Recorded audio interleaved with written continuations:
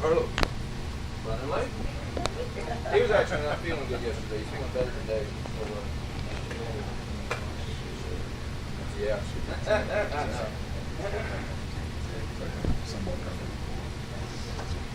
Okay. Does it work? That's working. Awesome. Okay. Gee whiz.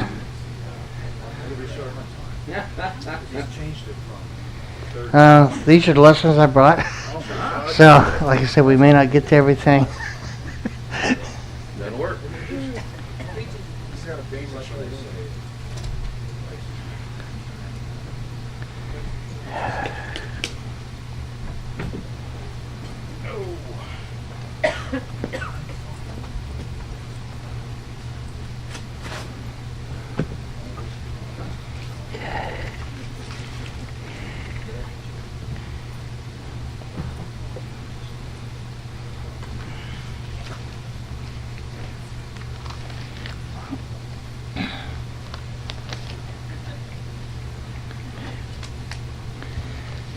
Okay.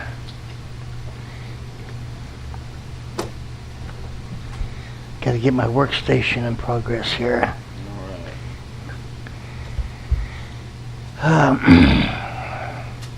Wow, here we are again. Shabbat Shalom. Shabbat Shalom. Well, with this mic on, I don't really have to project my voice a lot like usual. So,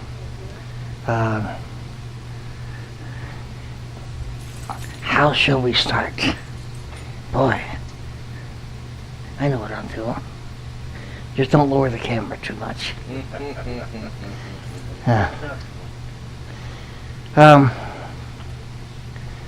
I've had a lot of questions for a little while, and they all come into the same central area, and a lot of them coincide with a book that I'm involved in writing.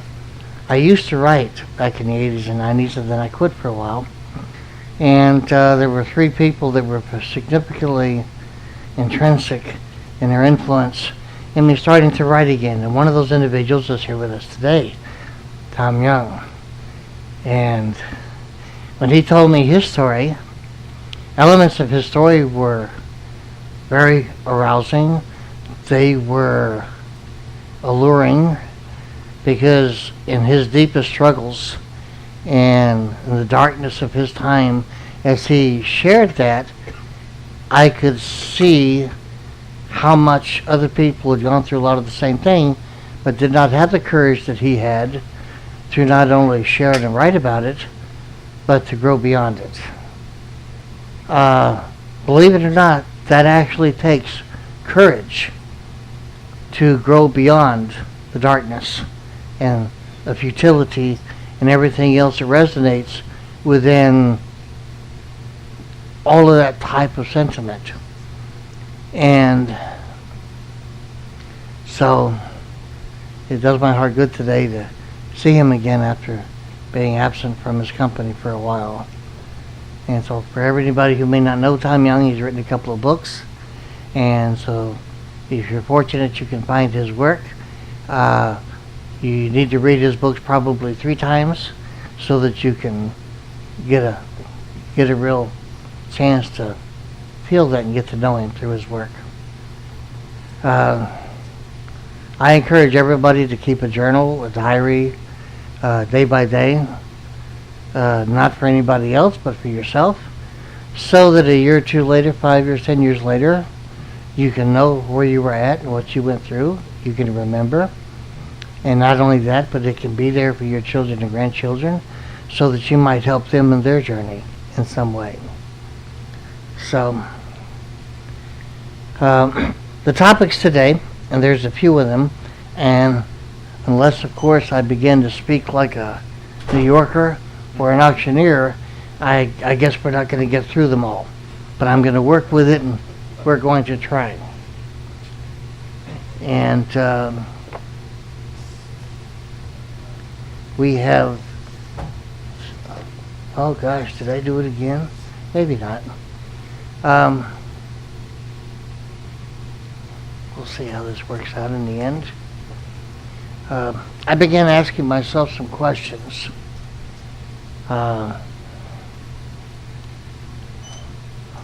And these questions were stirred up inside of me by my teachers, my rabbis, years ago. And you may follow me, you may not. Sometimes when you're asking yourself questions and you don't get an answer, you have a tendency to lay it down someplace. You may or may not ever come back to where you laid it down. And since I've got this habit of writing to myself and making notes all the time, I eventually found the questions again. And then I found that I was able to reword the questions and change the phraseology inside so that I could hear myself a little better. And one of the problems that we have with ourselves is we don't listen to ourselves very well. And if we don't listen to ourselves, how are we going to listen to Him? If we don't listen to ourselves, how well are we going to listen to others? And so I had to revamp myself on how well I was listening to me. And the way that I was able to gauge that is how I can recapture questions I asked myself 10 years ago, 20 years ago, etc. And that's just me. One question in particular kept on coming up is I needed to know without a doubt, without any shadow of a doubt, without any glimmer of a doubt. I'm searching for adjectives. Okay. I wanted to know the truth of the hope of Israel. I wanted to know the truth of my relationship with the Most High. I wanted to know the truth of being in covenant with Him. I've been asked these same questions by many students and many passers-by, and you can answer that question based on where they're at a particular time, but it doesn't give me the centralized answer that I myself was looking for. It would be nice to be able to say, I've been studying Torah for 10,000 years, and I've exhausted everything that was there to study, and but I can't claim anything like that. And so, for the few years in this life that I have had the privilege to study, I've come away with a few things, and so within that scope, I enjoy sharing with people. And so, we'll work with it. One of the questions that has plagued me was because I was reading in the Brit Hadashah, the New Testament, and one of the things that I had to discover from early on that it was written by a bunch of Jewish men. And that's not true, is it? It was only written by a few Jewish men, and then it was written by others of other tribes. And then I saw, my goodness, this is interesting. All of the men that wrote every letter of this text, they had all grown up with the same teachings. They were taught Torah from a child. Torah, the prophets, and the writings. They all drew on the same information. They all had the same basis for learning. They all had similar life experiences and drew on the same references. And they all had the same type of mentors, the same kind of counselors, and the same types of people that would reprimand them, all within the same scope. And so there was nothing new about this New Testament, because all the men that were writing these letters all had the same experiences. And it was particularly refined in considering that they all had the same teacher, Yeshua, salvation. I'm not speaking of the way that the Catholic Church or Christianity, Protestantism reinvented the Messiah. I'm speaking about the Messiah taught about briefly in Torah, taught about in the prophets and the writings. It's long been known that if you want to talk about the Messiah, the Mashiach, you have to do it from the Tanakh, the Torah, writings, and prophets. Okay? If you can't prove him in the prophets and the writings, you have no hope of proving him anywhere else. From the heart. Now, in the writing of one disciple, John, in the writing of Revelation, if you want to have any idea of understanding it, you have to first start with chapter 1 and the first 2 or 3 verses where it shows you where these teachings came from, to whom they were given, and how they were shared. If you don't have that basic knowledge yourself, you won't really be able to understand the rest of it. And so it's not a secret. It just takes the time to look at it, read it, understand it, pray about it, and ask that you might be one of those included in it being revealed to you. There's much that you can read from the printed page, but if it isn't revealed to you, you have a very narrow scope of understanding. Now, I don't care if you've got 10 or 15 PhDs. It won't change what the Most High Spirit gives you in understanding. So, I'm not going to say it's wrong to be educated. I have a little bit of education myself. But if you don't have the Most High guiding you along every step of the way, then there's a likelihood that you may err a few times. Even with Him guiding you, you may err a few times as you get in the way a few times. Now, the place that I was led to was later in the writing of Revelation.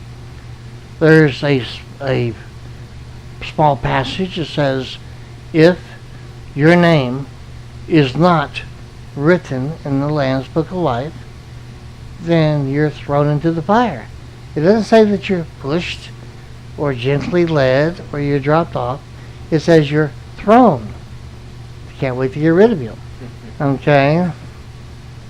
So, I read this more times than I can tell you. I read it for over 10 years while I was doing a lot of teaching all around it without touching on it. And finally, I started asking 2 questions. The truth, what does it really take to get my name written in the Book of Life? And what does it take to keep it there? And those 2 questions for a while plagued me. And I studied more here, studied more there, and I tried to be more diligent in this area and more diligent in that area. And finally, after more than 10 years of study, some of them began to come together and fall into place. And now it's been 8 years since that point where they began to fall in place. And my studies in the last 8.5 years have completely changed my dynamics of understanding and how I apply myself in my relationship with the Most High.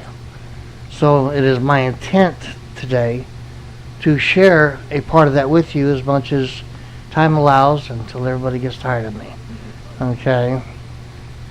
Now, as you may have gathered, this one question, regardless of how much you've studied, what your relationship is, how much kindness you've done, how many acts of tzedakah you may have done, how you may have devoted yourself, how you may have had this vow or that vow that you've gone through, no matter what else you've done in your life, if you don't have the answer to this question, it may have been for naught. And that was part of what plagued me. I've had wonderful teachers. I always considered my rabbis to be very precious treasures, without which I would have been lost. And so I had to reconcile all of this. And so I chose to adopt a phrase that the Native Americans were given by the Congress of the United States while they were simultaneously exterminating the Native American. And that was also publicized and personified in an old Clint Eastwood movie. And whenever I heard the phrase in his movie, because I was a Clint Eastwood fan, I went back and I reread my history because I like history. And there it was again, and I'd forgotten about it. The phrase in English was, endeavor to persevere. In and of itself, it's gobbledygook. Okay? If you spend your time beginning to do something and never actually doing it, then that becomes, in a more neo-modern sense, analysis paralysis. And we do it to ourselves all the time. And I found myself partially guilty of that. I was so busy studying, I wasn't doing most of the rest of it. And so I had to capitalize on that small, tiny revelation inside of me and follow the basic catalyst that we have in a simple word. In English, your English Bibles are filled with a word that is amazing. That word is obey. However, you won't find that word in any of those scriptures in Hebrew. Not once will you find the word obey in Hebrew where those English words obey are in scriptures. Not one place. In the Tanakh or the Brit Hadashah. That word in Hebrew is Shema. Hear and do. For a person who thinks, in modern day times we would say, think like a Jew or Jewish thinking. In reality, we would ascribe to being Hebrew. Because all the tribes of Israel, we were all called Hebrew. We're all descendants of the first Hebrew, Abraham, Avinu. Now, considering this, how can I hear and do? And answering my question, how do I get my name written in the Lamb's Book of Life? And how do I keep it there? And my catalyst has to be Shema, to hear and do. Now, I'm not projecting this on anybody else. I'm sharing with you what I did. Okay? So there's no hidden agenda with me to tell you, you got to do this too. Okay? Now, if you feel led in different ways in your journey in these things, wonderful. But he's the leader. Okay? I'm a teacher. I can share with you what it says. I can share you some of my growth experience. But I cannot have an expectation to tell you, you have to do this too. You have to do this at this time. You have to do that at this time. I don't have that authority. I don't have that direction. And I don't have that prerogative. Okay? Ultimately, anything that I would share with you, you have the imperative to get on your own knees, your own face, and get before him, and you guys work that out. And don't worry, he's going to win. Okay? But he's going to win in a way that makes you suitable for him, not for me. He's going to win. Okay? Yah always has his way. So don't worry about the contest. Don't worry about any controversy between you and he. He's always going to win. Okay? Just won't let you know that ahead of time. So you know where your direction is going to go. Okay? If your name is not written in the Lamb's Book of Life, you're thrown into the fire. I mean, that really seems to me to be quite significant. What about the rest of it? What about all the Torah that I learned? What about all the Torah that I've been teaching? What about all the people that I've talked to? If your name is not written in the Lamb's Book of Life, you're thrown into the fire. What about all my sacrifice? What about my acts of tzedakah? If your name is not written in the Lamb's Book of Life, you get thrown in the lake of fire.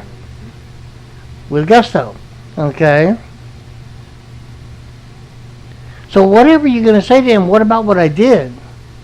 What about the way I lived? Whatever you come up with in your personal experience, it still says, if your name's not written in the Lamb's Book of Life, you get thrown into the fire. And you can cover a lot with all your self-justifications.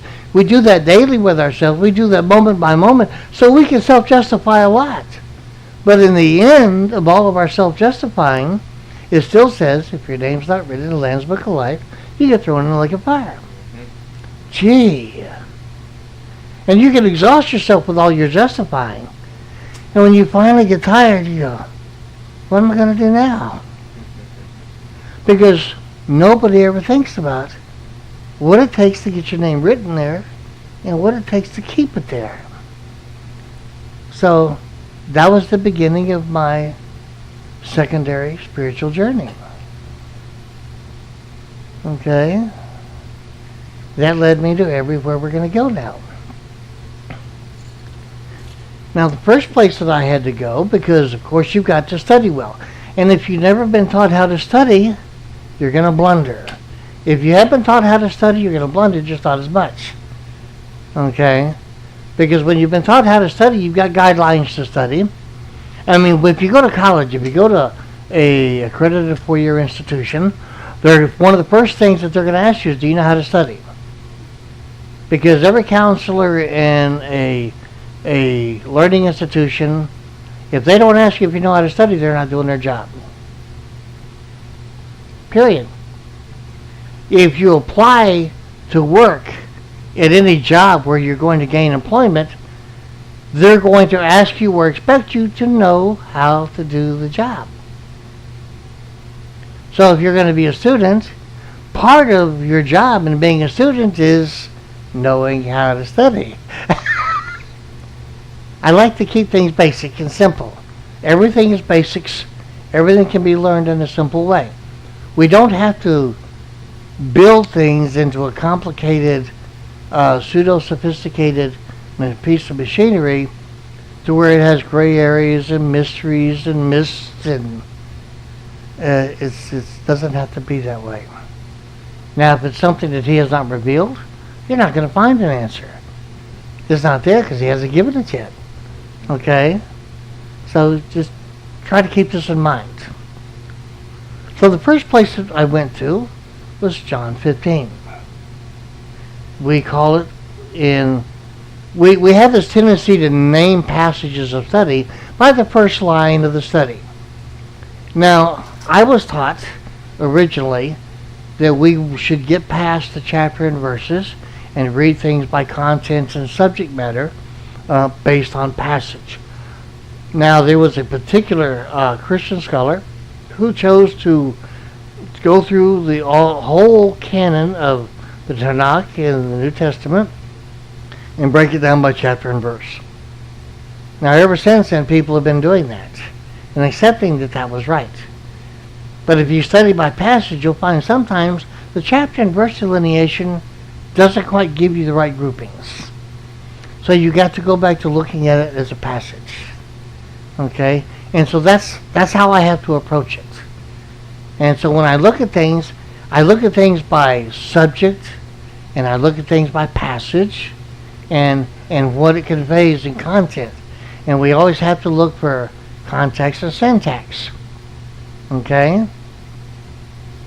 Now, does anybody know what context and syntax is? I did a paper on that some time back.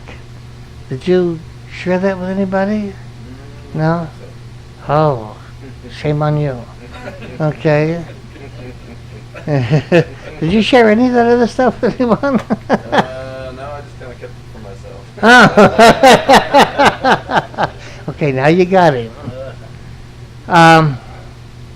Context is the morphology, the shape and form of how words will work together to communicate a meaning.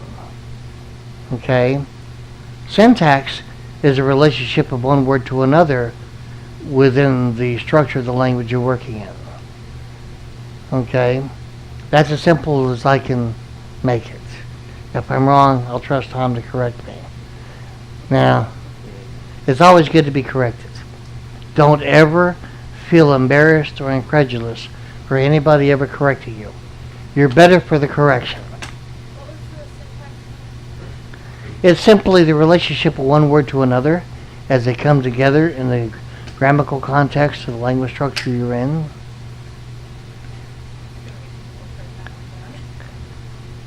In that paper, Context and Syntax, I explain all that. Okay. Is it in your Dropbox? Yeah, it was. Is it not there anymore? Yes, just I haven't changed anything. I just don't work with technology real good. So I'll have to get my technical advisor to help me with that. But in John 15, it starts off with what we know as the lesson of the vine. But the area that we're interested in is two parts. We want verses 1 through 4, and then we have to go 5 through 8. Okay, we can study it together, 1 through 8, but you have a breakdown, 1 to 3 or 1 to 4, and then 5 through 8. First, we have to make sure we understand the idiomatic expressions that are taught to us here and where they're going to convey us to. Because, of course, we don't look at Yeshua as a plant, even though he's described as a vine. We don't look at the Father as a caretaker or husbandman of a vine, or we don't look at him as the first man, because he was the first one given a garden to take care of. Gan Eden, of course. So, when we look at the vine, it requires of us, first, we have to exercise a need to go to him for understanding. Because you can't lean on your own understanding. I found I offend people less with King Jimmy if I quote from it a little bit. So, in the vine we learn that everything comes through how we are nurtured as branches from the vine. But the vine receives its nourishment from the Father. But the only way we can get the nourishment from the Father is being nurtured from the vine. But we see in that passage 1 through 8 that there is a very strict, uncompromising requirement to bear fruit. And we can't bear fruit unless we are being nourished from the vine. So that fruit has to come from the vine.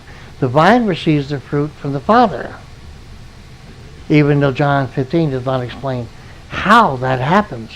What are the mechanics of what makes that happen? What are the catalysts? Okay, we get that elsewhere.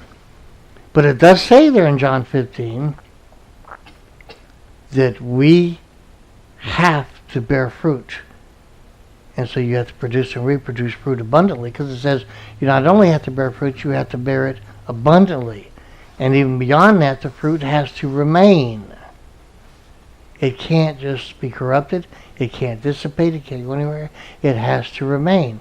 It's only when the fruit, you bear the fruit and it's abundantly bearing and it remains, in this way we honor the Father. It's one of the few places where Yeshua actually speaks of honoring the Father. That by itself should be a catalyst. Because we don't have many reference verses where we're taught about honoring the Father. Plainly spoken. Most of them are inferred, implicitly done. Okay? Now, because it begins with the vine and the Father nurturing the vine, and it ends there that we have to bear fruit abundantly and it remains to honor the Father. We have those two bookends, and there's just an enormity, a volume of information within those 8 verses. Now, it also says there that if you're not bearing fruit, you'll be taken, removed from the vine. And then it even says you'll be bunched up with other non-producing branches. So you're going to have company. That should give you a little comfort in having that company. And then you're all together with each other, so you're not alone, thrown into the fire.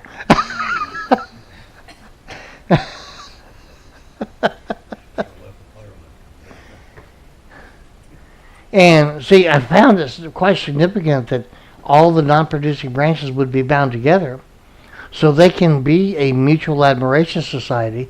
They can complement each other, they can pat each other on the back, and they can support each other as an enabling group does. That, we understand how it is, we know what you went through, and we're there for you, as you're thrown into the fire. And but it's significant, this passage, because it starts with how the Father nurtures the vine and the vine nurtures the branches. And it tells you how to keep that relationship going by bearing fruit abundantly that remains and honoring the Father. But if that doesn't work, then you're pulled out of the vine and you're bunched together and thrown into the fire. Nobody's left out. You're either in the vine or you're in the fire. Okay, if your name's not written in the Lamb's Book of Life, you're thrown into the fire. If you're not staying in the vine, you get thrown into like a fire. Do they have any relationship with each other, I wonder? Maybe? Gee, let me think, I wonder. Let me look at this some more. So, I don't like gloom and doom. I don't like hellfire and brimstone and all those kinds of teachings. They're rather inappropriate. Okay? We have an adversary that's always going to the courts of the Most High, always asking for us, always accusing. He's always vainly, egotistically going about roaring like a lion, seeking who he can devour. The problem is he's always seeking, he never devours.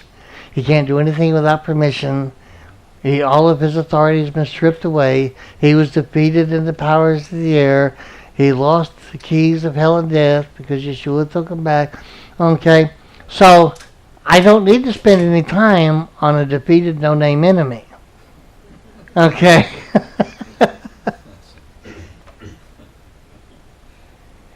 I mean, think about it easily. If you're walking down the street and you pass a place where you got a dog or two tied up in the front, and when you pass by, what's the dog going to do? He's going to bark. Now, when you pass by that barking dog, how often do you consider stopping and taking time to talk to the dog and quiet the dog down? How many times does that come to your mind when you pass that tied up barking dog? How many times do you get into rhetoric and you get into discussion and you get into debate and argument trying to tell that barking dog how he should better bark or how he shouldn't bark or how he should have a different position on barking? How many times did you take the time to, I'm in dominion over you, you can't bark without my permission? How many times do you engage in any of that? The barking dog is tied up, which means he can't get to you. All he can do is seek and roar. All he can do is accuse. He's restrained. He can't do anything without permission. Make any sense? Mm-hmm. Now, if you want to give him power over you, that's a personal decision. If you want to say, oh, he's throwing everything at me but the kitchen sink, maybe the kitchen sink was tied down, just like him. Okay? Oh, he's been after me. Really? Well, he's seeking, he's barking, of course. How do you know he's there? You have to be turning your attention to him instead of having your attention on high. So, it's a matter of where our eyes are at and our perspectives. And it's particularly true as we study. Is our perspective with us? Where are our eyes looking? You can't even have your eyes on what you study. You've got to have your eyes on high because we're taught specifically the first thing that we do. The first thing that we do. First thing that we do. The first thing that we do. Anybody hearing this little foot stomp here? Is to seek his kingdom and his righteousness. First thing that we do. And we don't stop doing it until we got it. Because we don't stop doing, we don't even, the only two times that you even stop praying. Anybody know? You guys don't count, you can't talk. Okay.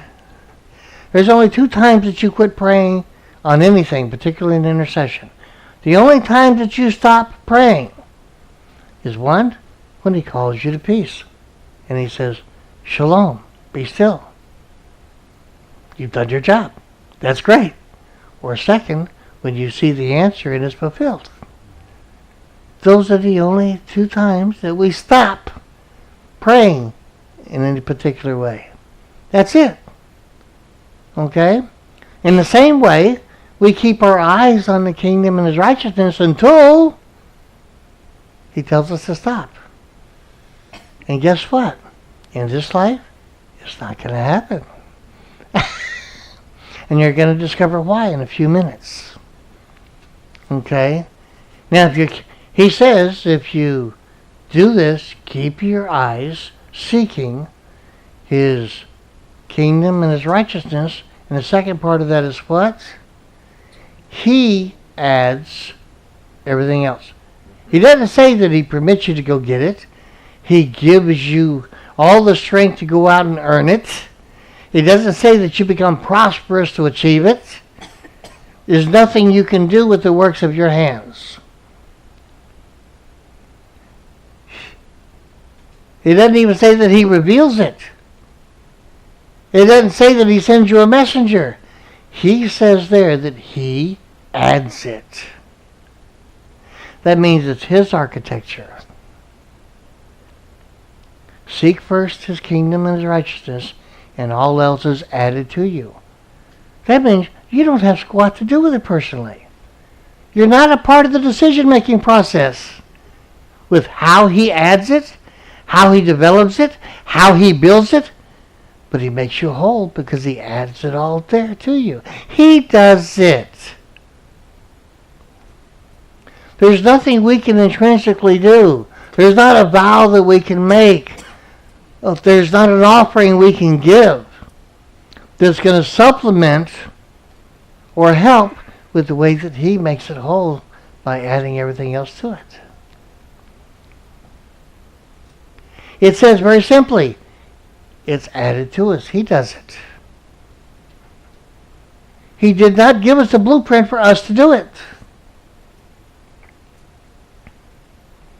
But he did say, seek his kingdom and his righteousness when? First. How about sometimes? Second? Maybe getting in line? Waiting our turn?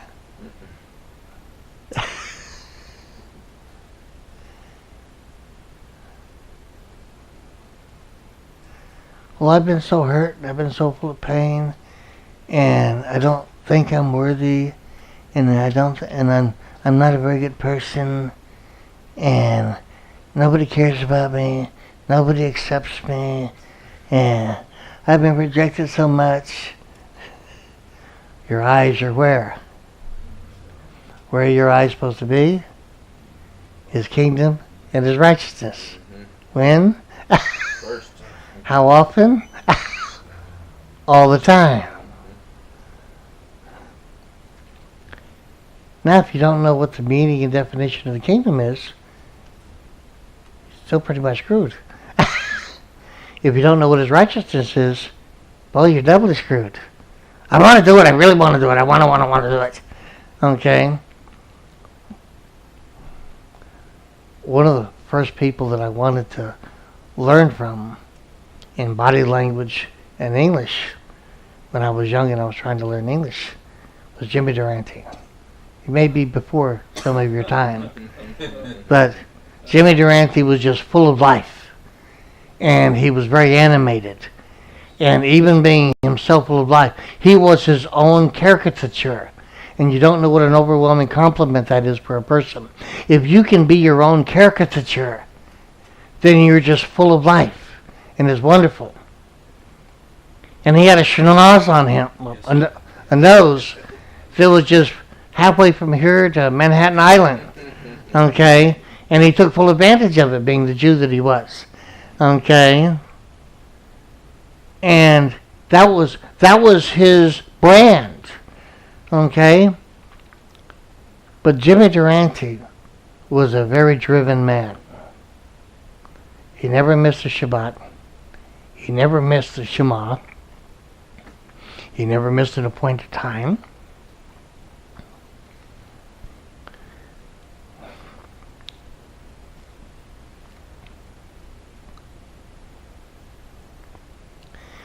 Jimmy Durante took the bulk of his material earnings and gain. He was one of the first American Jews to develop a fund for those doing Aliyah that wound up having no money and no way to support themselves in obeying the commandment to Aliyah. And he was the catalyst that got other American Jews to give to that. He and 100 other Jews, they stirred up the Israeli government so much after the government was formed that the government could not set aside the survivors of the Holocaust.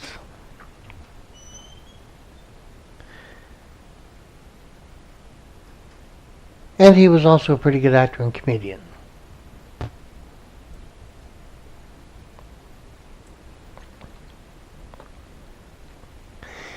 He said in an interview one day that the catalyst that made him appreciate being a Jew was when Moshe was on the mountain and he asked the Most High, take my name out of the book of life so you can keep everybody else in it.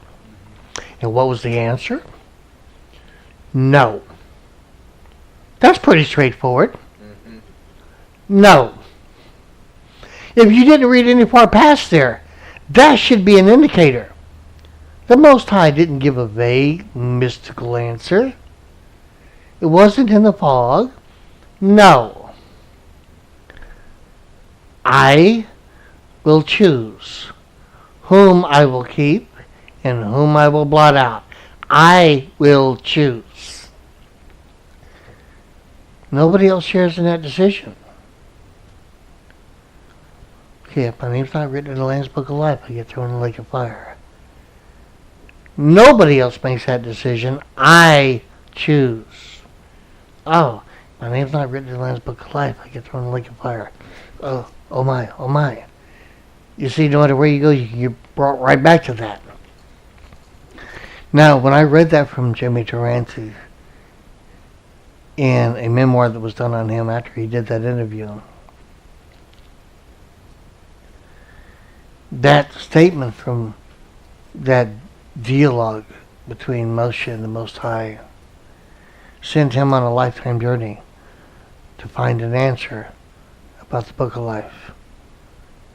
And he passed without getting an answer.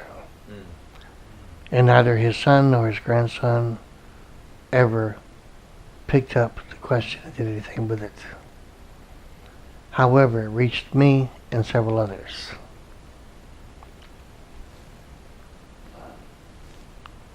There are many people out there who've done wonderful acts of tzedakah, wonderful acts of kindness in many ways.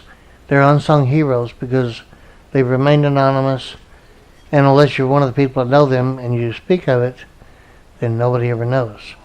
So we have to give Kol Hallel, all praise, to all of them who do such acts of tzedakah, because it's a good thing to do and the right thing to do.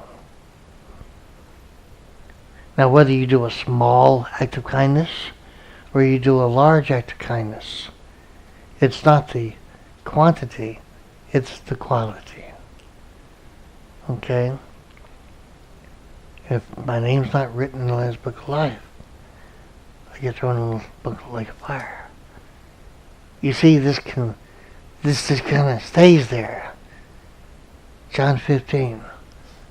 I gotta be in the vine. But I'm already a part of Israel. You gotta be in the vine. I'm already a part of Israel. You gotta be in the vine. If you're not a part of the vine, you get put in the lake of fire. So maybe you're getting a look at some of the ways we can go through these different dimensions within ourselves. especially as we continue to self-justify. Okay? So, how do I stay in the vine? I've got to bear fruit. How much fruit do I have to bear? It's got to be abundant. What quality of fruit does it have to be? It has to remain. It has to remain. And then if it remains, then it honors the Father. So I don't intrinsically have to do anything on purpose to honor the Father, it says, but I do have to be in the vine.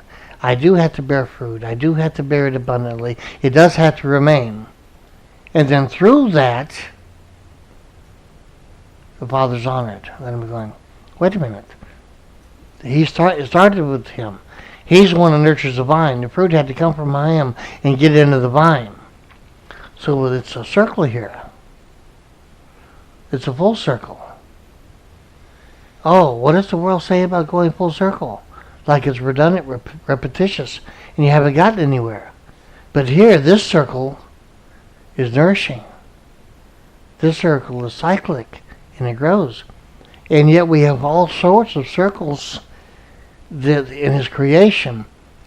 You know, we have the sun. We have the planets around it in the solar system where we're making these cyclic circles. The Earth itself is on an axis and it rotates. It's going in a circle. The entire solar system is constantly in an orbit within the galaxy. So it's an endless abundance of circles. So maybe he's teaching me something about this circle.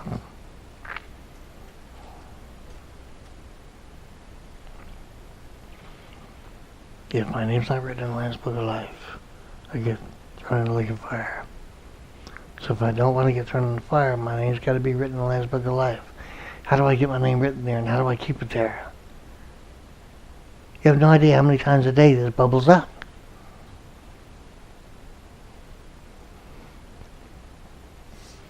Okay, John 15. Father nurtures the vine nurtures the branches. If I'm not in the vine, I can't bear fruit. If I can't bear fruit abundantly that remains, I won't honor the Father. And if I don't do this, then I get thrown in the lake of fire. Oh my, I get thrown in the fire. Oh my. If I'm not seeking his kingdom and his righteousness first, nothing else is added to me. Oh my. How many dichotomies can I create in all of my self-justifications? Oh my. See how it gets interesting? So then I have to ask my question, okay, you got to bear fruit. What fruit is he talking about? Fruit of the Spirit. Maybe.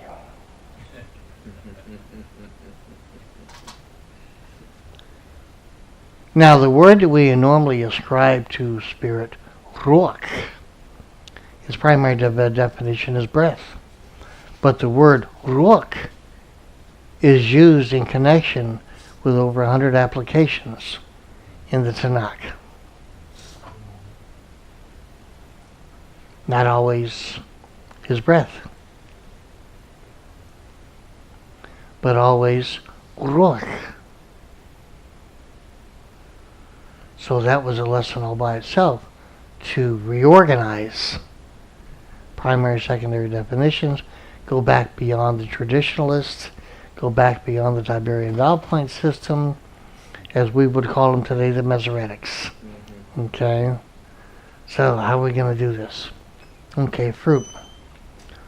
One of those Hebrew men that wrote one of those letters was John.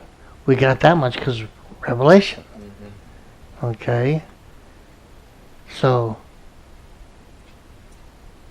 but who wrote Galatians? Rav Shaul. Who wrote Ephesians? Shaul. Who wrote Romans? Shaul. And who wrote Peter? Kepha, yes.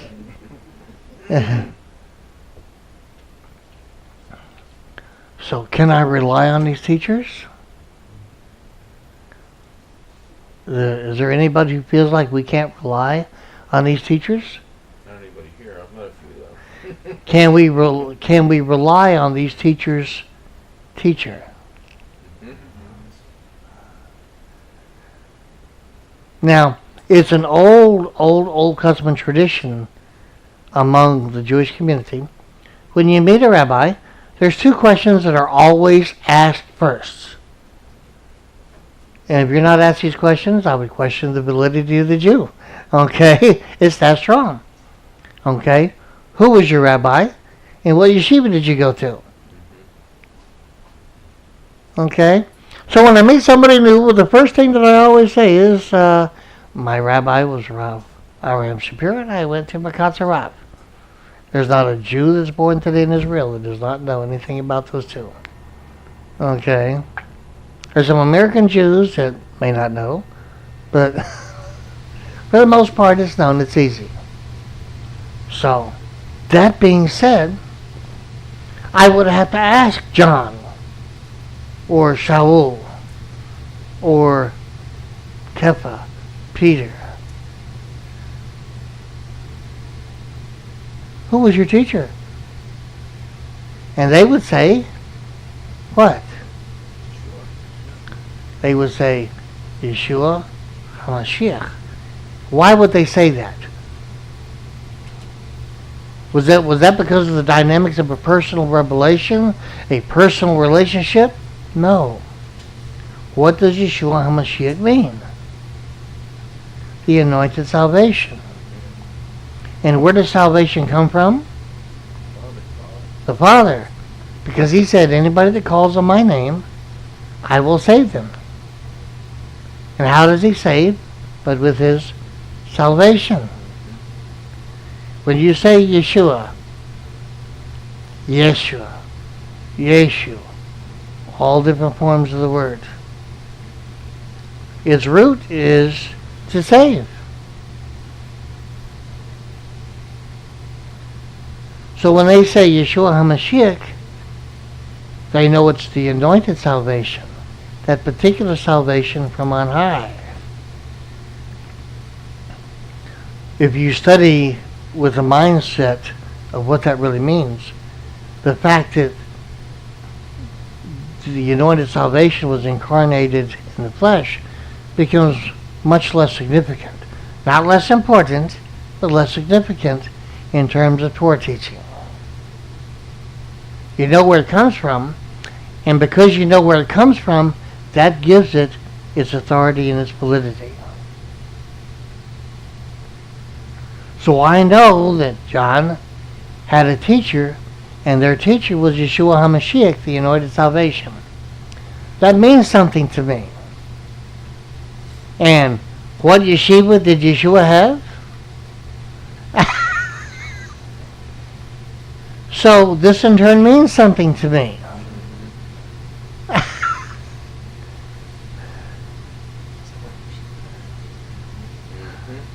Okay.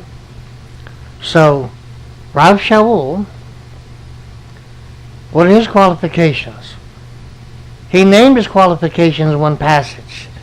He studied at the feet of the grandson of Gamaliel and Hillel, and he was a Pharisee of Pharisees, and he came from the tribe of Benjamin. No, but I was waiting to see if anybody was going to say Jew. Common mistake. And yet, what was his qualification to teach in terms of Yeshua HaMashiach? Does it say that? Is there a scripture that actually says that? Maybe not those exact words, but what a concession from zealots.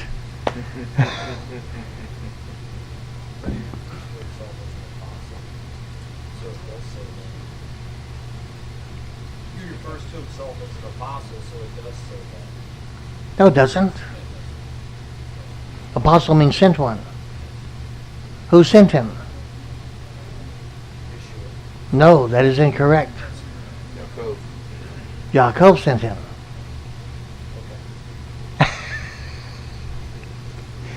So what is his qualification to teach concerning Yeshua HaMashiach?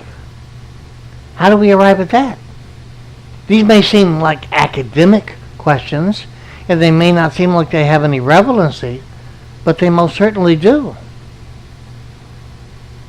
He was of Israel. He was a Benjamite. These are relevant questions. All of the tribes of Israel would ask this. Don't you consider yourself to be a part of Israel? Should not I consider you to be a part of Israel?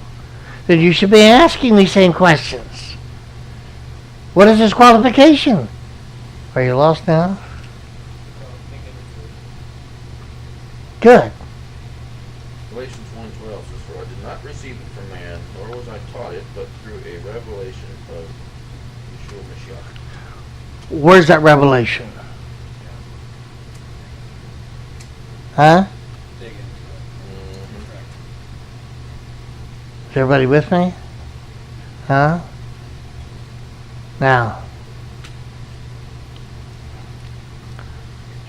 Rob Shaul also wrote in Corinthians, there was a man 14 years ago, whether in spirit or body, he went to Gan Eden. Huh? Yes. So everybody's familiar with this.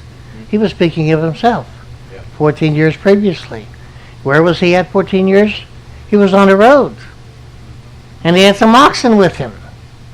And all of a sudden, it says, it was a blinding flash of light. And even in the original King Jimmy 1611, it says that the conversation was in Hebrew, which is significant because Rav Shaul spoke all the languages of the day. And Aramaic was the lingua franca of the day, the business language of everyday speaking. Okay? So it was significant that the language was Hebrew. Okay? And what was said? Why are you kicking against the pricks? What's that got to do with anything? Well, in that time, the wagons that were drawn by oxen, they had this kind of thing that you could push, and two shards on either side would come out, like pointy splinters, big splinters. Okay? And if the oxen didn't want to go in the right direction, you would push these they were called pricks in the day.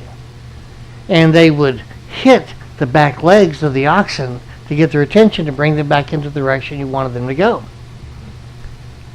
And so the question, because that was common knowledge in those days, why are you kicking against the pricks?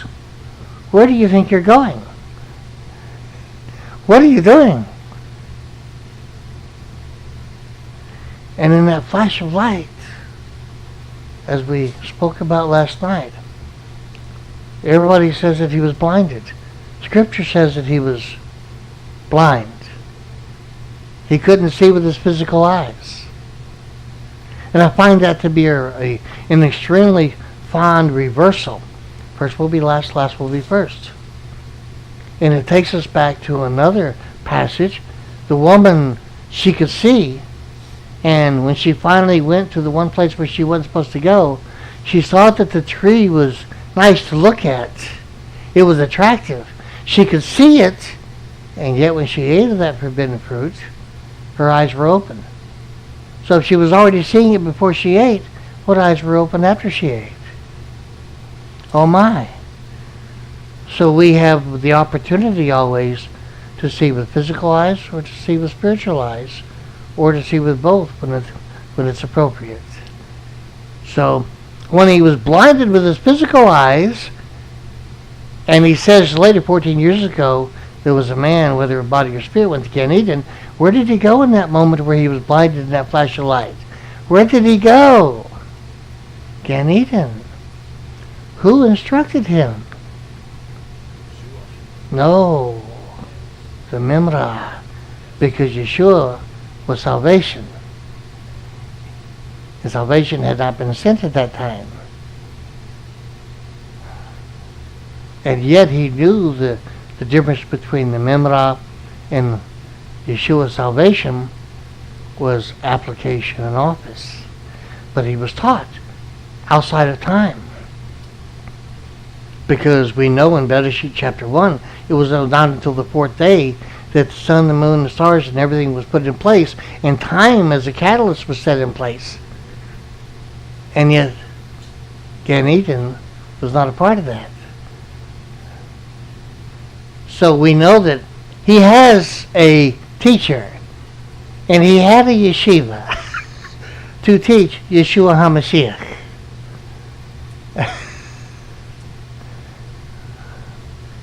Which makes his other statements resoundingly correct, as you quoted. Okay? You see how we gotta keep going back. Well, my name's not written in the Lamb's Book of Life. I get to come on the Book of Fire. And my name's not written in the Book of Life. And it just keeps on buzzing at you. Okay, well that means, okay, we can trust Rav Shaul. Because he got a good teacher and a good yeshiva. Okay? So, what did he write in Galatians chapter 5? What did he write there in verse 22 and 23? Just in case anybody happened to have scripture with him on a Shabbat. Please. If I had not come and spoken to them, they would have no sin. 5:22 and 23? Oh, 5:22. That's a good area, but not for today.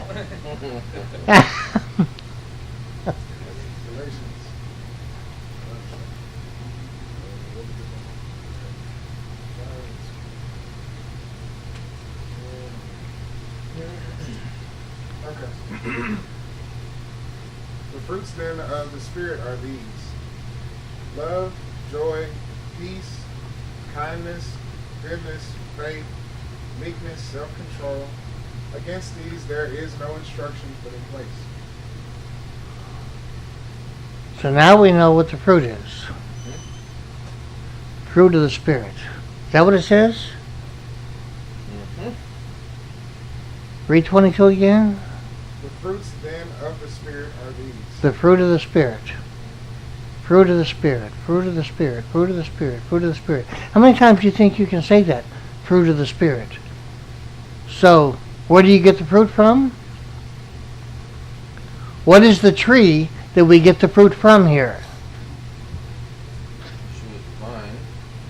It says here, fruit of the Spirit. So what is the tree that we get the fruit from? This Ruach HaKodesh. It is the tree that we get the fruit from. Because the references to the fruit. And again, what does it say in Bereshit chapter 1? Everything reproduces after itself. An apple tree does not give you grapes. It doesn't give you oranges. Every apple tree always gives apples. Everything always reproduces after itself. Love reproduces.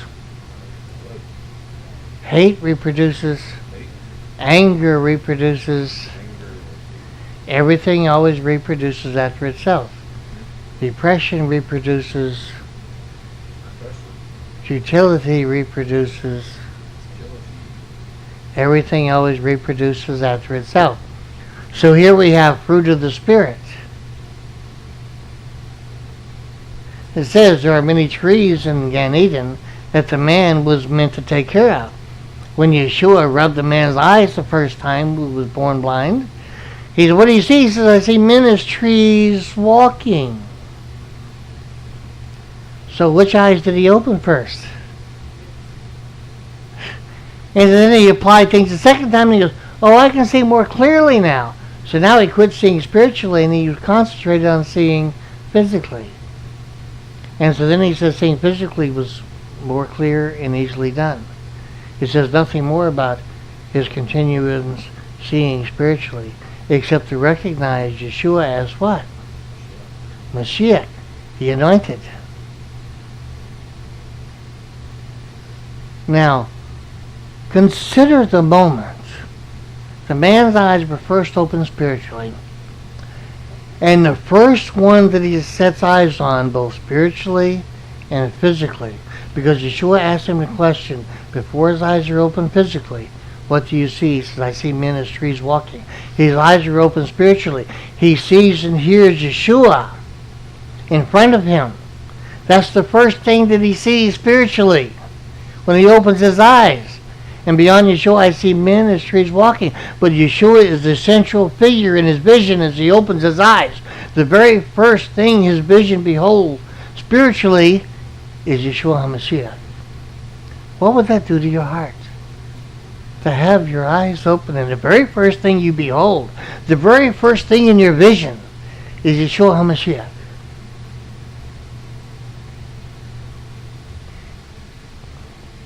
I don't know about you, but that's kind of an exciting moment. Could you consider that every time you wake up from the dead every morning, that when you first open your eyes, that's the first that you see?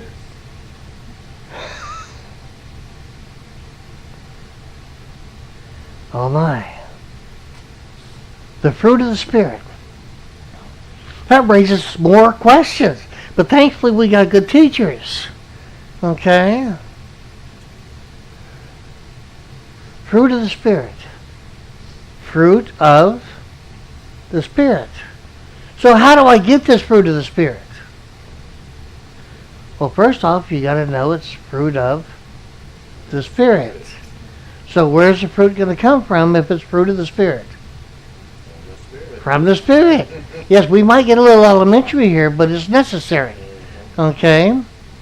Fruit of the Spirit has therefore to come from the Spirit.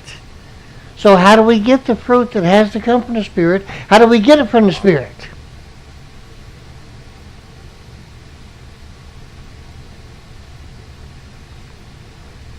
Number 7 says the Torah is spiritual. We don't want a dog chasing his tail here. Okay. John 15 says Yeshua says you have to abide in me. 1 John 2 is kind of the key as well. Okay. Okay. Now, in the most elementary sense, you have to have the presence and activity of the Spirit in order to get the fruit of the Spirit from it. Okay. So how do we get that presence and activity of the Spirit? So that we can get the fruit of the Spirit. It has to be in you. Okay, yeah, but you're still going to have that dog chasing his tail. Say again? That's a wonderful answer. It won't get us there, but it's a beginning. Yes. You got to ask for it. And there's also a difference between asking and praying. Whoever says that he knows him doesn't keep his commandments is a liar, and the truth is not in him. But whoso keeps his word, in him verily the love of God perfected. Hereby we know that we are in him. I like this, a walking library. We're going to make use of you. Okay. The Ruach is referred to as the Ruach HaKodesh, so we need to practice Kodeshness, holiness, How do you do that? observe Torah. That's insufficient. If that by itself was sufficient, he would not have needed to incarnate salvation as a man. But it's a place to begin.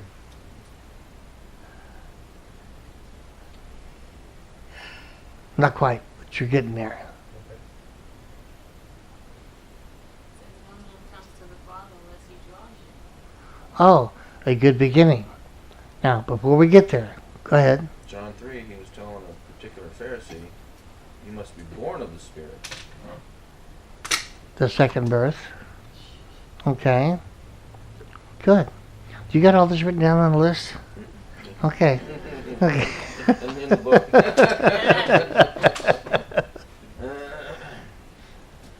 his kingdom and his righteousness. We're right there where we needed to be for the moment. Okay. Now, how do we know that that's going to happen? At the bottom of John 15, here's a statement in those last 2 or 3 verses, depending on the version that you use. It says that Yeshua commands or sends the Spirit out from the Father. He actually commands its activity.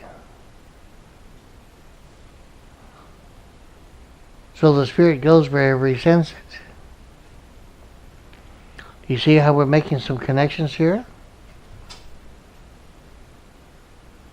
So, okay, we're going to ask for the fruit of the Spirit, and the primary way that we ask is by seeking His kingdom. But how do we do that? Okay. Now, let's go to Ephesians chapter 5, verse 9 and 10, if you please. Ephesians chapter 5, verse 9 and 10. Ephesians chapter 5, verse 9 and 10.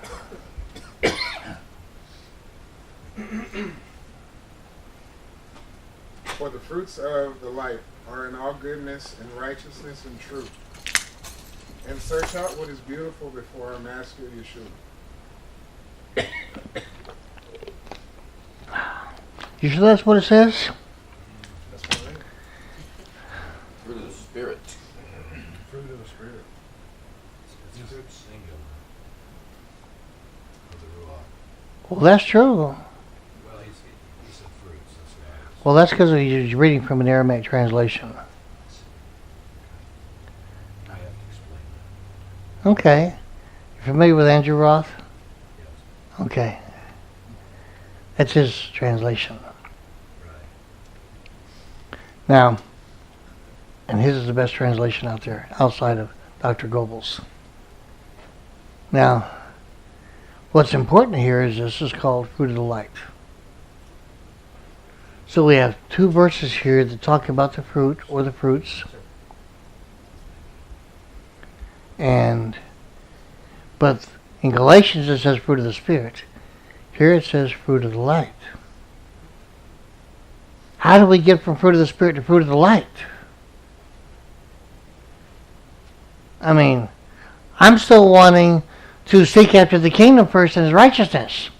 But now we talked about fruit of the Spirit. That gave me an understanding, a little bit better understanding of John 15. But then it goes and went from fruit of the Spirit to fruit of the light. How much fruit do we have here? What's the difference between fruit of the light and fruit of the Spirit? What's the difference between fruit of the Spirit and fruit of the light? What order do they go in? Which one's first? Which one's second? How do we get there? How do we reconcile this? Anybody want to know?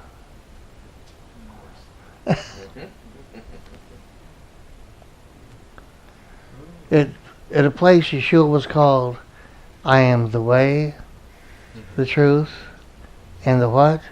Life. Life. Oh. Okay, I'm the life. Okay, I'm the life. What does that mean? Well, back in Devarim, toward the end of Devarim in its writing, it says, therefore, I'm putting it before you today. Choose life. Choose life. Choose life. And live. And yet Yeshua says, I am life. And here in Devarim, we're taught right there in Torah, teaching, instruction, direction. Choose life this day. Why? My name's not written in the Lamb's Book of Life. I get thrown in the lake of fire. Oh, goodness. Wow. What do I do? What do I do? And yet we're taught, both in Torah and the prophets and the Brit Hadashah, that we are to be a people, a light of the world. Oh, and it says, how do we go from fruit of the Spirit to fruit of the light? Because it doesn't say, as a people, we're going to be the spirit of the world. It says we're going to be the light of the world. Oh, is this confusing? We having a good time? Now, it says the fruit of the Spirit is in all goodness and righteousness and truth. Righteousness, oh, that's the key. Seek His kingdom and His righteousness first. Okay, so fruit of the Spirit can be found in goodness, righteousness, and truth. Well, one of the ways we identify with the Spirit is called the Spirit of And what is one of our favorite words in Hebrew? Emet. So can we say et uruach emet?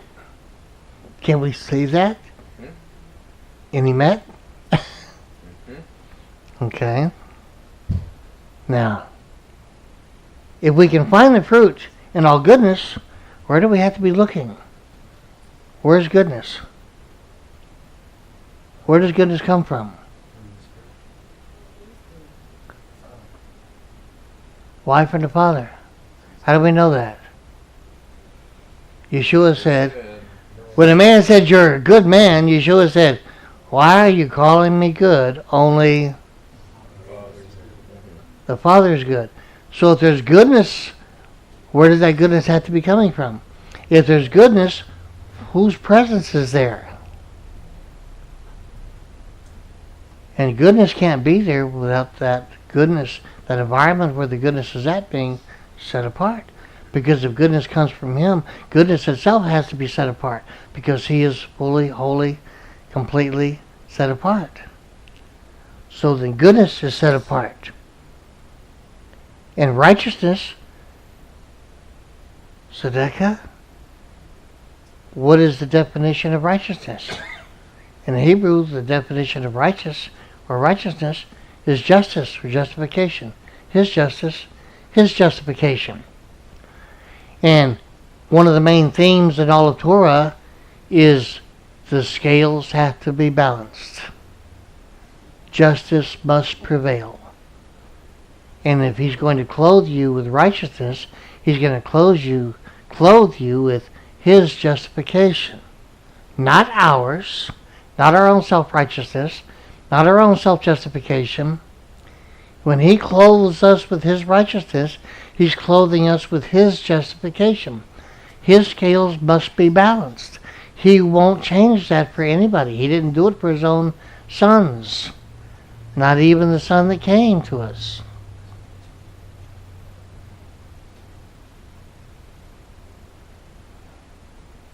Yeshua said at one point, if it's possible, let this pass. But nevertheless, not my will, but your will be done.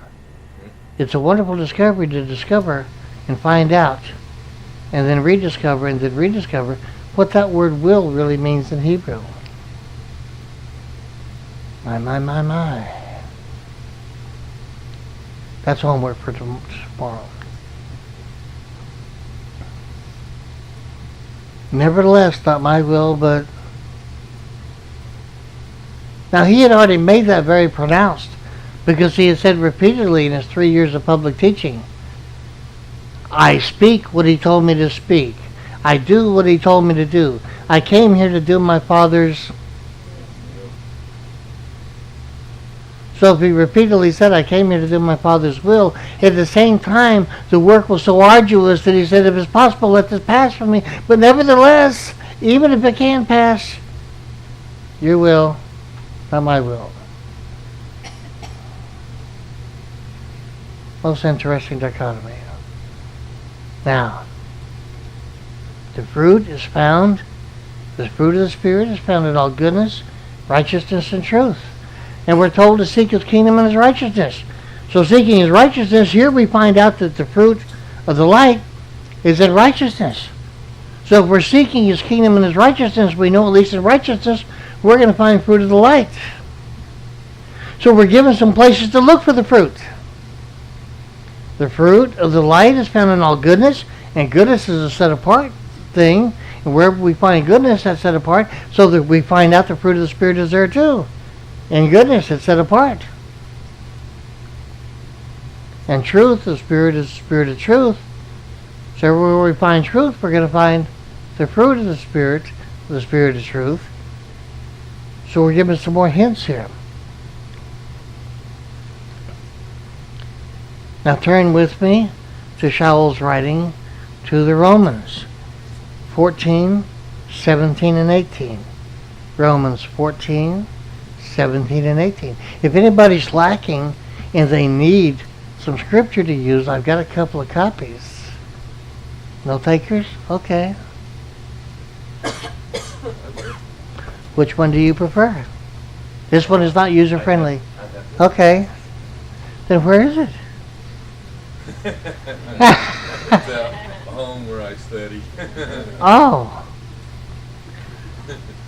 Then please read. For the kingdom of God is not eating and drinking, but righteousness and peace and joy in the Holy Spirit. For he who serves Messiah in peace in these things is acceptable to God and approved by men. Read that again. For the kingdom of God is not eating and drinking, but righteousness and peace and joy in the Holy Spirit. For he who serves Messiah in these things is acceptable to God and approved by men. Somebody else read it. Anybody else? For the kingdom of Elohim is not food and drink, but is righteousness and peace and joy in the Ruach HaKodesh. For he who is in these things, a servant of Mashiach, is pleasing to Elohim and approved before men. So here, Rav Shaul, who we've discovered is a qualified teacher, with references, he gives us a definition of the kingdom. It's the only definition ever attempted in Scripture.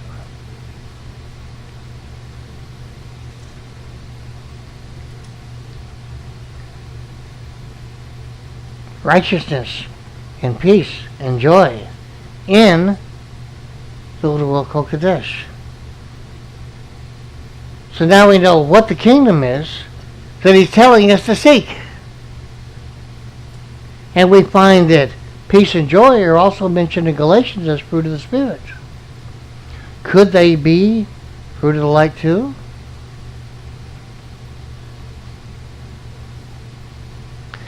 And so if we have these things serving Yeshua,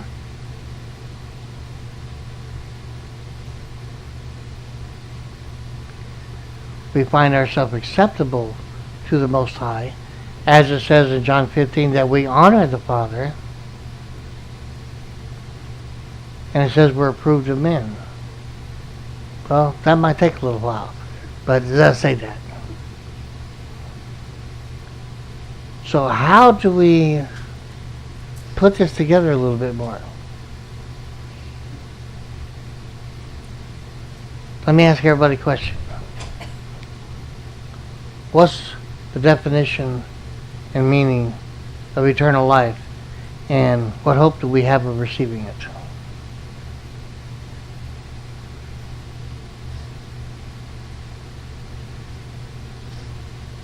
Knowing the Father. Oh, you already read. Okay, good. Yeah. I remember it from last time. Okay. Yes. In the beginning of John 17, Yeshua gives the definition of what eternal life is, knowing the Father. That simplifies that. Now,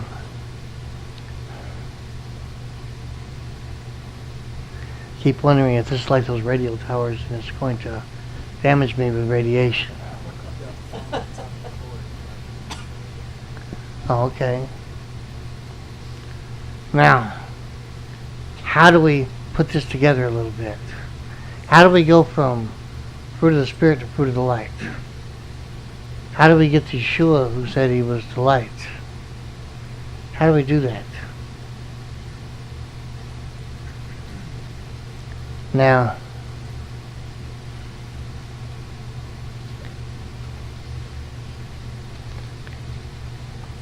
if we go to Matthew 11 and 27, Matthew 11 and 27, Matthew 11 and 27, whoever gets there, please read. All have been handed over to me by my Father, and no one knows the Son except the Father, nor does anyone know the Father except the Son, and to whom the Son wishes to reveal him. Read it again, please. All have been handed over to me by my Father, and no one knows the Son except the Father, nor does anyone know the Father except the Son, and he to whom the Son wishes to reveal him. So what do you think of everybody always saying, Father? What proof do you have that you can justifiably call on the Father? Has he been revealed to you? How do you know this? Scripture will tell us. However, most of us that call on the Father don't have the right and privilege yet. He hasn't been revealed to us. Because Yeshua chooses when to reveal the Father to us. Now, when does Yeshua reveal the Father? Anybody know? Anybody want to know?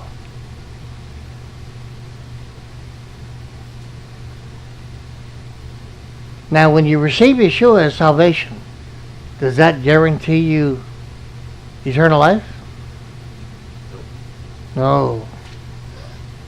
Does it guarantee your name in the Lamb's Book of Life? Doesn't guarantee it's going to stay there. Does not guarantee your name's in the Book of Life at that time receiving Him. Nowhere does it say that. But it does say that you have salvation when you receive Him. And having salvation, you have the opportunity for eternal life, and the opportunity to get your name written in the Book of Life, and the opportunity to get into the kingdom. Because just because you receive Yeshua does not put you in the kingdom. And I'm going to show you that in a moment. Rather obviously. You ready to go there? Now let's go to 2 Peter. 2 Peter. 2 Peter chapter 1, 5 through 11. 2 Peter chapter 1, 5 through 11. And whoever gets there, please read. And while you apply all diligence in the matter, add to your faith moral excellence, and to moral excellence knowledge, and to knowledge perseverance, and to perseverance patience, and to patience the fear of Elohim, and to the fear of Elohim sympathy with brotherhood, and to sympathy with brotherhood love. For while these are found in you and abounding, they render you not lazy and not unfruitful in the recognition of our Master Yeshua the Mashiach.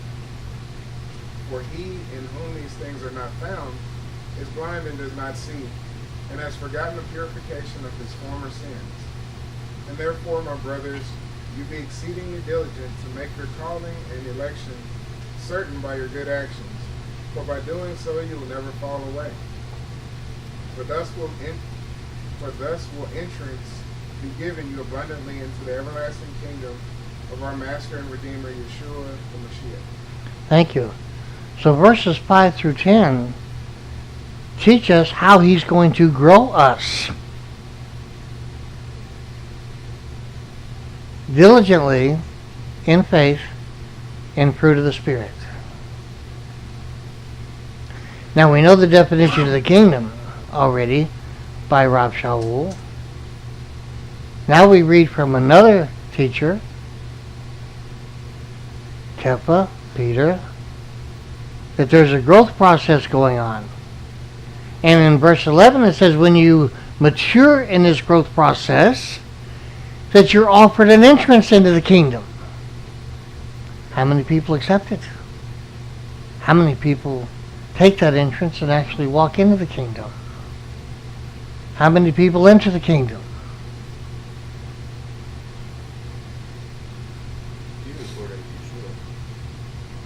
That's true. An interesting passage, isn't it? Here, who offers the entrance to the kingdom? In verse 11, Yeshua offers the entrance. It's not something that can be earned. It's not something that can be worked for. It says once you've matured and you've grown in that fruit of the Spirit, and He is happy with it, He's satisfied with it, He offers you the entrance into the kingdom. Is that not what it says? Tell me again, Tom. In my opinion, it doesn't say what you're saying. Then help me. What does it say? He said, Yeshua is the one. Repeat what he said.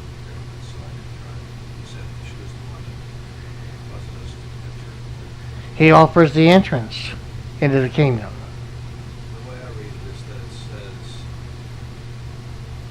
you enter into his everlasting kingdom. But there's nothing I can see as the person that initiates it. I see where you end up into his kingdom. But I don't see. And what version are you reading from? In English? Well, sure, of course. I mean, but that comes from, and that's one of the things, the questions I have with getting back to what version we have. I have not found any evidence of Aramaic manuscripts. That's most interesting. Well, I just haven't seen it. I'm not saying that there. For yourself, you mean? I have searched for many years and haven't seen it. Travel to the Eastern Orthodox in Syria. That's where they're kept. Anyway, my point is. I've been there myself. The point is when we're trying to look at this as far as who's the subject, who's doing the initiating, whether or not they're the object or whatever, I think we have to be careful with who we're defining things to, where we get our conclusions from. I agree. In Dr. Goebel's book, where he translates directly from Hebrew, where Andrew Roth translates directly from Aramaic, says the same. Welcome to look. He's got a couple of PhDs in Hebrew. He's devoted his life to it. But if we can't trust one another, if we can't trust the Spirit, then we're left in a quandary.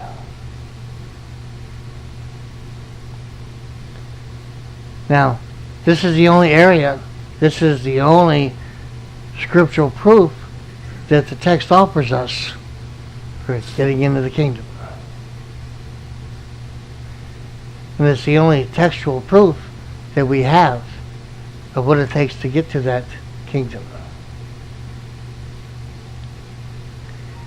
Rav Shaul in Romans defined for us the kingdom itself. Peter himself tells us it's an everlasting kingdom. So, if the kingdom is everlasting, that tells us that the fruit of the Spirit found in righteousness, peace, and joy in the Ruach HaKodesh, that we are acceptable to Yah, and we have to mature in this for the kingdom that is being defined for us. Can you agree in that part?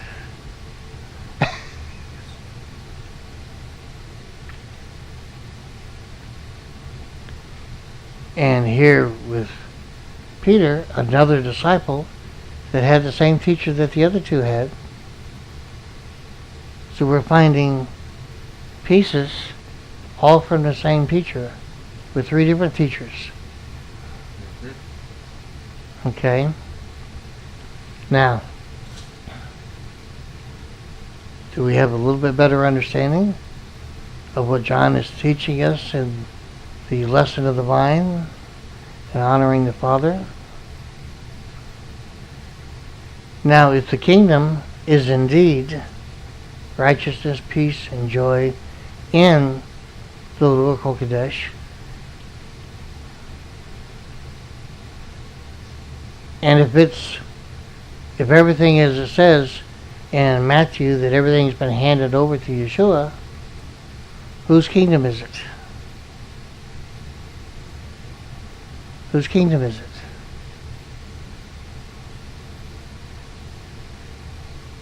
Can it be anyone other than Yeshua's? No? Nothing? No, I thought, just, it says, when it finally the end comes, Yeshua turns over everything to the Father. Yet it's all been handed to him. I look at it as the Father's kingdom, no matter how you look at it. Well, I can see the plausibility in that. But what do you do with the fact that everything was given to him in order for him to give it back? presence back. You get back to the Father. True. So I'm But can you eliminate the journey? I don't eliminate the journey. I'm just saying you're asking a question about whose kingdom is it. Yes. It's the Father's. Is it the Father's if it was given to Yeshua? If you add in the fact that he turns it back over to the Father, that's the Father's.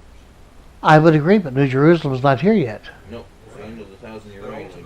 ultimately, though, the Father gives the authority to the Son for this. Well, it's not ultimately. In John 17, he says, I've kept everybody that you give me with the power of your name, the name that you gave me. And it was given to him at the foundation of the world. We know this. That's understandable. So it's not ultimately, but yet and still he says that everything's been given to him. Not ultimately, it has been given to him. Maybe I used the wrong word. So all I'm suggesting to you, instead of resting your opinion on what's ultimately there, because we're a part of that journey in our growth, we're a part of that journey in how we're used in the kingdom, we're a part of that journey in how he uses us and how he grows us. So we are a part of how everything's been handed over to him. Because he says in John 17, everybody that you've given me, I've kept them. By the power of your name, Yod-Heh-Wahe. I think we're speaking on the same thing. I think we're just looking at it from It's not an academic quibble. It's a making it invisible, making it elimination, while keeping your sight on the end of what's ultimately there, and eliminating that the kingdom belongs to him now, as well as belonging to the Father. Because he presents this in John 17 when he says, I protected by your name, the name that you gave me. Okay? So it was never not belonging to the Father, yet the Father gave it to him. Yod-Heh-Wahe. Well,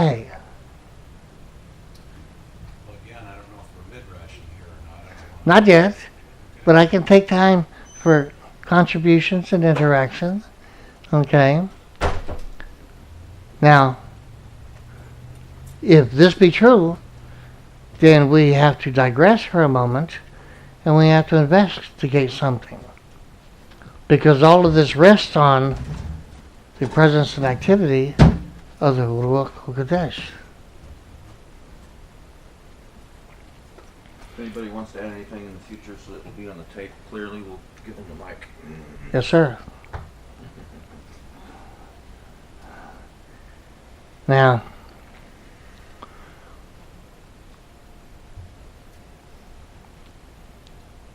we got to cover a couple of things here.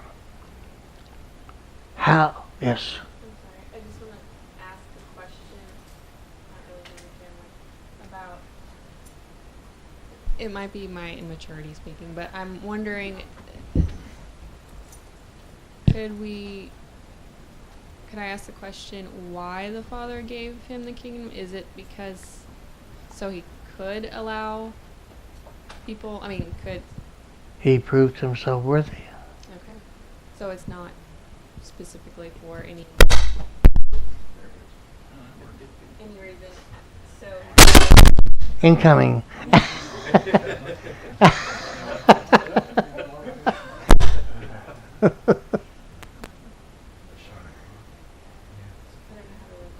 So is it It says he was worthy. and so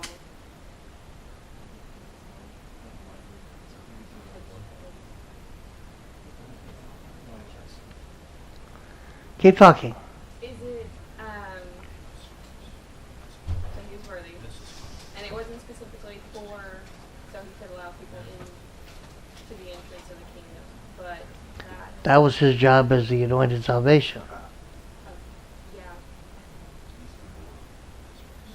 Okay, like I said, it's probably not sure Okay. clarifying. Now there's two primary things we have to know about the Ruach HaKodesh. Two primary things. Two qualifiers. Okay?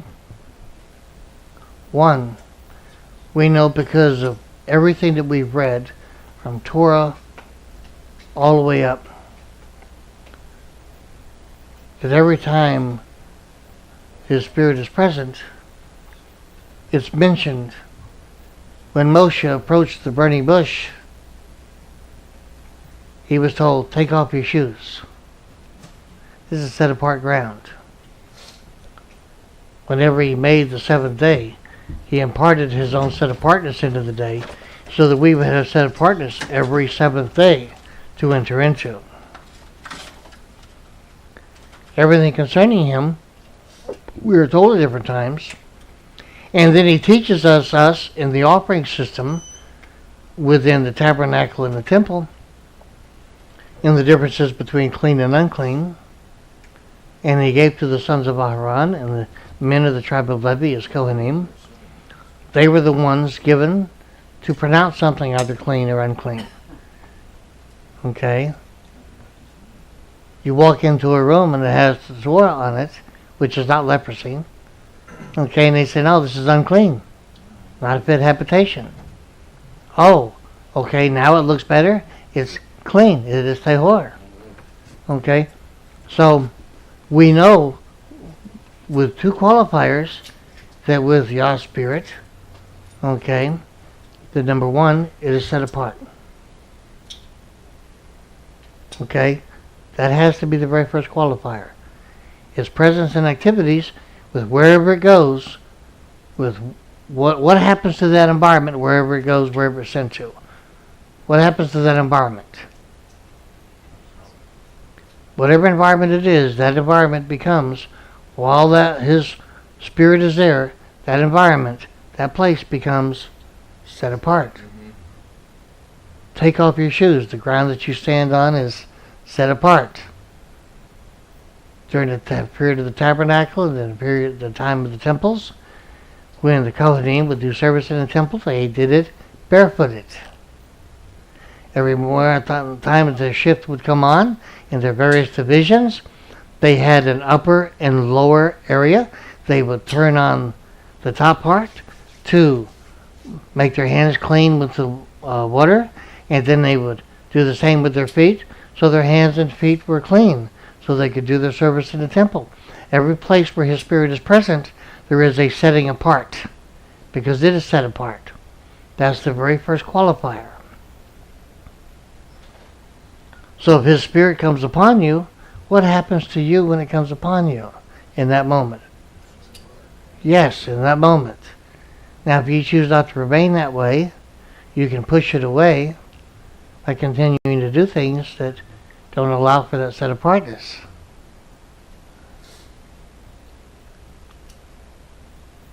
It makes an interesting situation, doesn't it? That is the first qualifier of the presence and the activity and the comings and goings of his spirit, is its set apartness. It's an identifier. The second qualifier, the second identifier, is that with his spirit, it always accomplishes what it's sent to do. Not second rate, not 2 out of 3. It's always done. It's better than a prophet. Okay? These two identifiers, these two qualifiers are always present with the Spirit. It's always set apart. It always accomplishes what it's sent to do. As we saw in John 15, who commands its activity, its comings and goings, its presence? Yeshua HaMashiach. And it comes out from the Father. And we have this dichotomy where we've read in Matthew, only Yeshua knows the Father and those whom he chooses to reveal the Father to. Now, we know the kingdom, because of the teaching of Rav Shaul, to be righteousness, peace, and joy in the Ruach HaKodesh. And yet we know the fruit of the Spirit to be shalom, joy, simcha, and others listed. So we know here that we have the fruit of the Spirit in the kingdom and his justice. And so the kingdom itself is his justice with fruit of the Spirit. If we know what the kingdom is, now we know what to seek. We know to seek his fruit of the Spirit and his justice. And when we seek his kingdom, we have to also be seeking him because it's been handed over to him. It belongs to him. You cannot enter a kingdom without permission from the king. Because you can't have a kingdom without the king.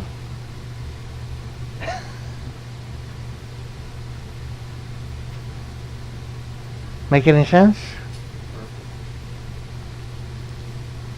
So when we meet the anointed salvation, Yeshua HaMashiach, we can gain fruit of the Spirit. We can be set apart because of the presence of His Spirit in our life, and we can begin to grow and mature in that Spirit and get more and more fruit of the Spirit, and we can be matured by Him as He grows us, as it says in 2 Peter 5 through 11, till we get to a point to where Yeshua says what? What does it say? You're offered an entrance. This is an interesting area because it also says, for example, in John 14, I'm in the Father and the Father's in me. I'm in you and you're in me. It's a nice little rhyme. I'm in the Father and the Father's in me. I'm in you and you're in me. Doesn't that make a nice little rhyme? You could just about jump rope with it, right?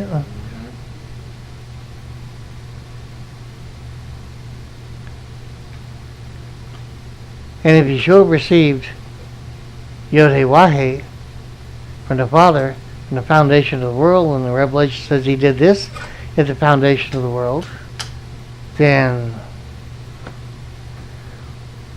that gives a different emphasis to another writing of John as a teacher in John chapter 1. Everything that was created by Him, and there's nothing created that was not created by Him. That does rather set some particular parameters on it, since everything was handed to the Son.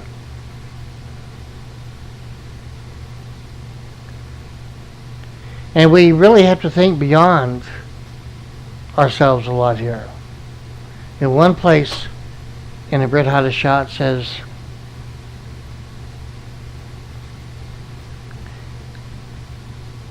I stand at the door and knock, let me in. It's for us to receive Him. He's being revealed. He wants to come into our life. He wants us to receive Him. And yet and still He tells us, stand at the door and knock until it's opened. Stand at the door, knock, and keep knocking. So yet until He tells us He's standing at the door knocking, and He tells us to stand at the door and knock and keep knocking. Is that confusing or what? Well, it's in a sequence here. First, He's standing at our door knocking. We have to let Him in. Once He's inside of us, and we grow, such as it teaches us in 2 Peter chapter 1, 5 through 11, once we've grown in Him, Him inside of us, He's inside of us, He's inside of us, He's inside of us, being inside of us, it's not an external application or operation. Inside of us, we knock on His door. Because He has set us apart inside, because He can't be inside of us if we're not set apart, because He can't be in a place where the Spirit's not at, because He commands the comings and goings of the Spirit, and there's no place He's going to be without it being set apart and without the Spirit. After He's knocked and we've let Him in, and that growth starts taking place. Just like when Yeshua was saying, first take the speck out of your own eye that makes clearly to all God. That's not a bad tangent to go on, but you might want to study that some more. Now, as He is inside of us already, and He's still telling us, knock and keep knocking until I've matured you enough to where I can give you that entrance into the kingdom. Because it says, no man can come to the Father.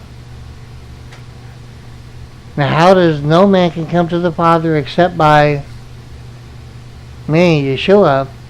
And no man can know the Father until I reveal Him. if no man can come to the Father except by me, and no one can know the Father until I reveal him, and you can't get into the kingdom until it's offered to you. Does any of that tie together, maybe? So him inside of you first, it's internally that it happens, very privately, very intimately, no fanfare, okay, no theatrics. You've been matured. You've gotten accustomed to his presence. You've gotten accustomed to the activity of the Spirit in your life. You're getting accustomed to the fruit of the Spirit, and you've matured, and you've matured, and you've matured. And he says, keep knocking while you're maturing. And that entrance is finally there. The door is open for you. As he's come into you, then you in turn, no man comes to the Father except through the Son. No man is going to know the Father until he's revealed. Is this coming together a little bit? And Yeshua is the light. So once we're in the kingdom, that fruit of the Spirit then becomes fruit of the light. And we can join and be a part of that light of the world. Now, if you feel like that I'm jumping to the conclusions, I'll be happy to entertain that idea. Okay? But it's the same teacher teaching the same things in different places with the teachers that he trained.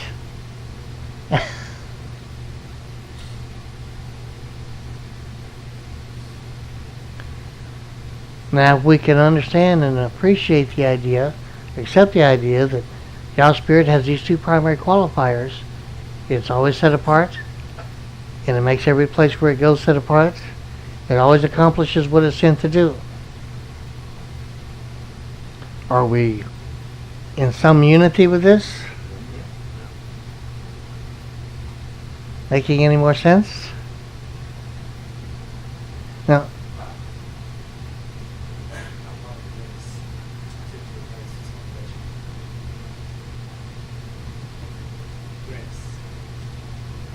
a little louder. I'm asking about grace. Grace? As it relates to salvation. Grace is a word in English that in Hebrew we would say kindness, hesed. Okay? We come out to the same thing in the end ultimately. Okay? However, grace in English, religiously, theatrically, is a very overworked word. When we use his kindness, because it can't be justified, because righteousness and righteous means justify, his justification in Hebrew, we have to say kindness, because if he worked strictly from his justice rather than his kindness, we would never be there. Okay? And so we have to move from his kindness to the fruit of his Spirit. We have to be matured through fruit of the Spirit, not just the letter of the word. Without the fruit of the Spirit's presence, we never get to the fruit of the light. If he can't mature us, okay, then we're no longer acceptable. Okay? Now, with his Spirit, now remember, Galatians said, fruit of the Spirit, so we get fruit of the Spirit from the Spirit. Spirit has to be present in activity for us to have the Spirit. And if we know that the Spirit itself is set apart, and it makes every place set apart that it goes, if we receive fruit of the Spirit, that means the fruit itself, because the Spirit is set apart. What about that fruit? Is that fruit set apart too? So when we receive and have fruit of the Spirit, that is set apartness with the fruit that we have. I tell you something else about the fruit. With the Spirit itself set apart, and the fruit from the Spirit set apart, because it comes from the Spirit, that gives us maybe something new to look at. With receiving set apart fruit from the vine, and we have to produce and reproduce, and we have to produce this set apart fruit in our lives, making that part of us that we're giving to him set apart. And it takes that set apart fruit, abundant in our life and remaining, to honor the Father. so that whole circle of the fruit starting from the Father and working back to Him means that whole circle is a setting apart process.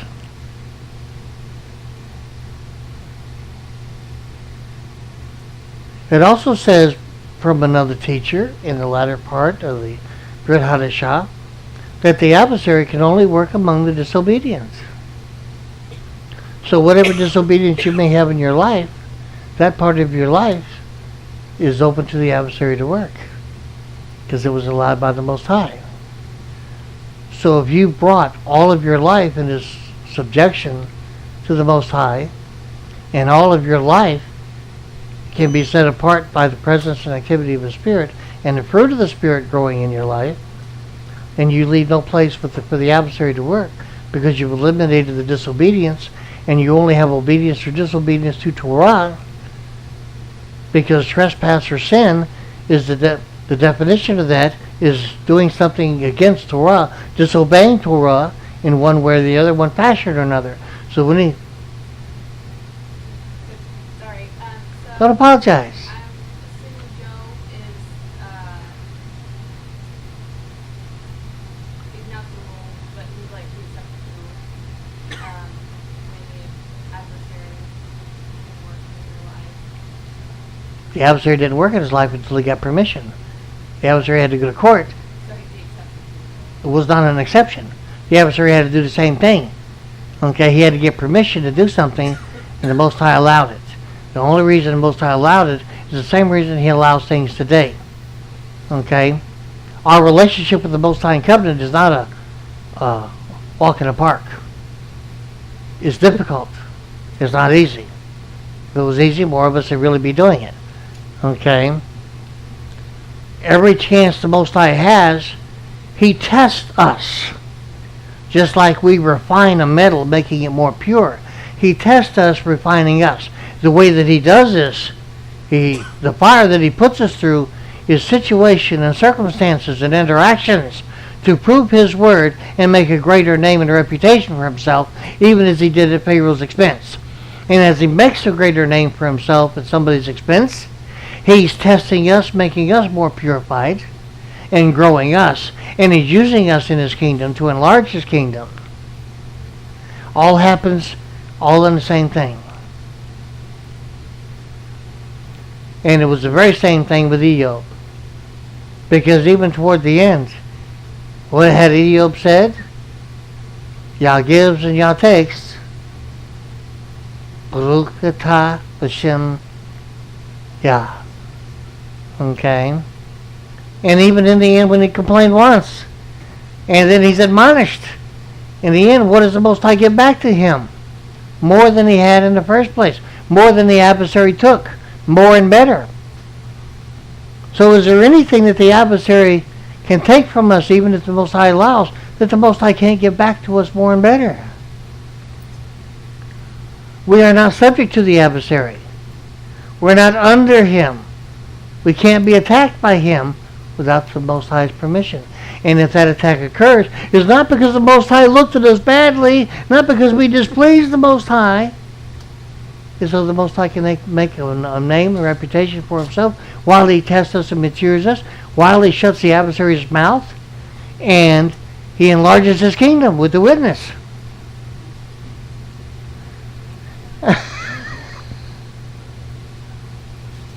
Does that help? You didn't answer her question by Oh, okay. I failed in that area sometimes. I'm not saying you failed. I'm saying you're a part of this spiritual. Sometimes we want to answer to our question after our own thinking. I understand. You're trying to bring the Ruach into it so it bears witness to Oh, no. I want you to be asking Him more. He's good to His word. Why don't we go ahead and break for lunch and we can continue the midrash around the dining room table and we'll come back. Baruch Hashem. Go ahead and dismiss us with prayer if you would, brother. Oh, okay. The men, please.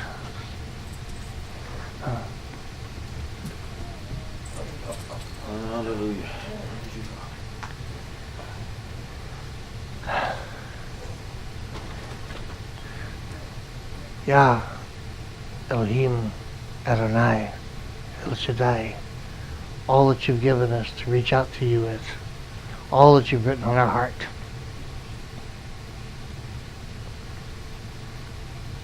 Shema. And again, Shema. As we have said from the beginning as your people, once you established your covenant. Shema, we hear and do. As we have spoken, all that we have heard, we hear and do. So I ask now that you write on hearts, and that every ear that hears, and that every heart that desires it, that you enlarge your kingdom as you see fit. And you use everybody that learns from these things. You use every one of us. And I pray that everybody that hears this teaching, that they receive all the fruit of your Spirit that you offer, and that it produces and reproduces in their lives abundantly, and that it remains where they can honor the Father. In your name we pray, always. Amen and amen.